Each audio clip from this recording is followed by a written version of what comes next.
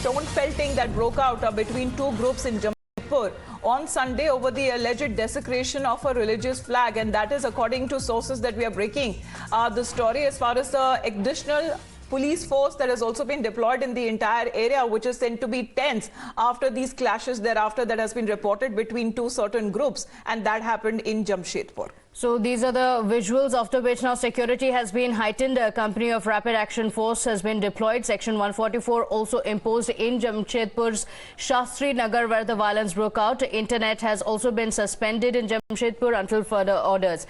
Information suggesting that the alleged desecration of a religious flag is what led to the clash between two groups and arson at the Shastri Nagar area in Jamshedpur. Now the authorities have imposed prohibitory orders under Section 144.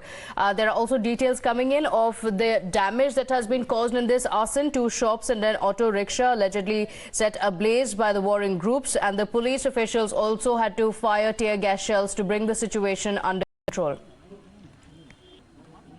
Situation अभी peaceful है। जो लोग भी इकट्ठा हुए थे सब लोगों को अपने अपने घर भेज दिया गया। आप देख रहे हैं पूरे इलाका में फोर्स तैनात कर दी गई है और पूरे इलाका में पुलिस गश्ती कर रही है। अभी किसी प्रकार का कोई दिक्कत नहीं है। जो भी फोर्स हमारे पास था, बाहर से भी फोर्स आए हैं। एक कंपनी रैफ लगी हुई है। पूरे इलाका में फोर्स अभी गश्त कर रही है और अभी माहौल एकदम पीसफुल है। अभी अब जैसा आप देख रहे हैं कि सभी लोग तितर-बितर हो गए। हिरासत में लिए गए? जी, कुछ लोगों को हिरासत में लिया गया है। नहीं, अभी घायल की सूचना तो नहीं है किसी।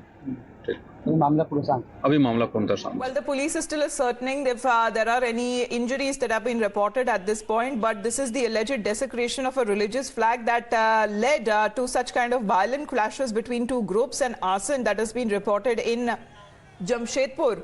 Let me go across to Saket on the phone line with us. Saket, इस घटना के बारे में पहले बताइए। देर शाम की बताया जा रहा है, ये जो तस्वीरें आ रही है आगजनी की भी और हिंसा की भी तस्वीरें जो सामने, अभी स्थिति कैसे बनी हुई है? और बताया जा रहा है कि वहां पे सेक्शन 144 भी लगा दिया गया है।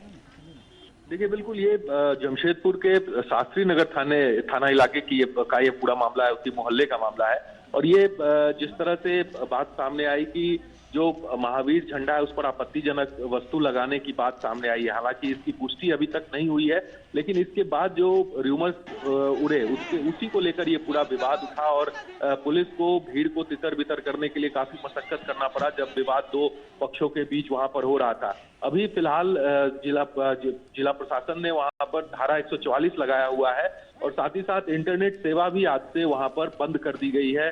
इंटरनेट सेवा इसलिए प्रशासन ने बंद की है कि ताकि सोशल मीडिया के जरिए र्यूमर्स ना फैले और लोगों में फिर से एक बार उस तरह की स्थिति ना हो। इस वजह से एहतियातन धारा 144 तो लगा ही था, अब इंटरनेट सेवा भी वहां पर रोक दी गई है।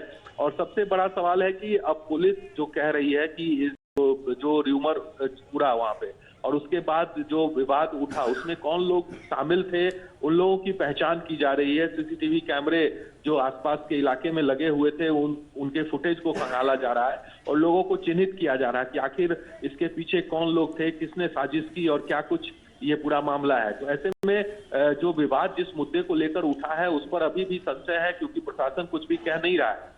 लेकिन जो बातें सामने आ रही है कि दो पक्ष आपस में भिड़े और उसके बाद ये पूरा विवाद बढ़ा है, तो एहतियातन प्रशासन वहां पर कार्रवाई कर रहा है, लोगों को शिनाख्त करने की कोशिश हो रही है और साथ ही साथ जो सेवाएं हैं, धारा 144 लगाने की बात हो या फिर इंटरनेट सेवा, उसे बंद कर दिया गया है तत्काल। Okay, so Saket, in fact, information suggesting that there were rumors that were doing the round since Saturday night, so there was some trouble brewing already. So was there enough security deployed on the spot? And you also mentioned that police officials are also trying to identify these accused. So what are the details on the investigation thus far? Have any of the accused been identified? Has an FIR been registered in the case? देखिए, बिल्कुल वहां पर investigation police कर रही है और जैसा मैंने बताया कि जो सीसीटीवी कैमरे लगे हुए थे उनके फुटेज के आधार पर लोगों की शिनाख्त की जा रही है और कुछ FIR भी किए गए। लेकिन प्रशासन की तरफ से अभी पुख्ता कोई जानकारी नहीं दी जा रही है, लेकिन आज उम्मीद की जा रही है कि प्रशासन इस पर अपनी बात रखेगा और खास करके जो लोग इसमें शामिल है उन्हें कैसे पकड़ेगी पुलिस, ये सबसे बड़ा सवाल है। क्योंकि र्यूमर्स जिस तरह से फैले हैं और उसके बाद जो विवाद उठा है, ये कहीं ना कहीं ये दर्शाता है कि जो वहां पर पुलिस प्रशासन की चौकसी है उस पर भी सवाल उठाता है। तो ऐसे तमाम चीजें हैं जो कि पुलिस प्रशासन को अब इस पर जवाब देना होगा। तो जिस तरीके से अभी साकेत हमें जानकारी दे रहे हैं कि वहां पे धारा 144 तो लगा दी गई है, लेकिन जितनी इंटरनेट की सेवाएं हैं उनको भी ये फिलहाल के लिए बंद कर दिया गया है, ताकि जो दोबारा से अगर ये जो हिंसक स्थिति है वो दोबारा से उत्पन्न ना हो। बताया जा रहा है कि सीसीटीवी फुटेजेस के जरिए अगर हम देखें कि शिनाख्त करने में लगी है पुलिस के आखिरकार पीछे कौन लोग थे, क्या कोई आउटसाइडर्स थे, कुछ ऐसे अगर कोई एलिमेंट्स थे जिन्होंने वहां पर हिंसक घटना में अगर उन्होंने पार्टिसिपेट करा और वहां का माहौल बिगाड़ने की अगर कोशिश करी। फिलहाल बताया जा रहा है कि स्थिति सामान्य है। Will come back to that story. Saket, for the moment thank you very much for joining in.